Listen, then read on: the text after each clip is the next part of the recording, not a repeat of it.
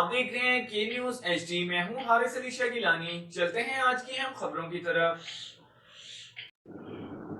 وزیر اعظم شہباز شریف سعودی عرب روانہ ہو گئے۔ ایک بار پھر آپ کو بتاتے چلیں، وزیر اعظم شہباز شریف 13 رکنی وفد کے ہمراہ سعودی عرب کے دورے پر روانہ ہو گئے۔ وفد میں وزیر خارجہ Bilawal Bhutto Zardari, M Q M کے خالد مقبول صدیقی شامل ہیں۔ اس کے علاوہ وفد میں وفاقی وزراء شاہ زین بگٹی، چودھری صالح حسین، خواجہ آصف، مفتاح اسماعیل، مریم اورنگزیب اور ایم این اے محسن داوڑ بھی شامل ہیں۔ وفد میں وزیر اعظم شہباز شریف کی پرسنل اسٹاف کے 4 لوگ بھی شامل ہیں۔ ذرائع کے مطابق وزارت خزانہ کا کہنا ہے کہ وزیر اعظم دورے میں $7.5 ارب کے پیکج پر بات کریں گے۔ سعودی عرب سے رواں سال کے آخر تک $4 ارب کی ادائیگیاں مؤخر کرنے کی بات کی جائے گی۔ ذرائع کے مطابق وزیر اعظم بطور سیف ڈپازٹ مزید $2 ارب پاکستان کے اکاؤنٹ میں رکھوانے کی درخواست کریں گے۔ تیل کی فراہمی $1 ارب سے بڑھا کر $2 ارب کرنے کی درخواست بھی کی جائے گی۔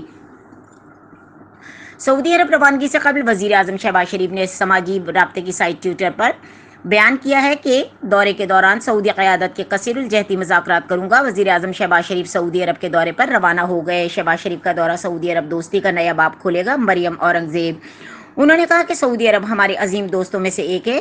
خادمین حرمین شریفین کا ہمارے دلوں میں ایک خاص مقام ہے۔ ان کا یہ بھی کہنا تھا کہ دورے کے دوران بھائی چارے اور دوستی کے رشتوں کی تجدید کا اعادہ کرنا ہے۔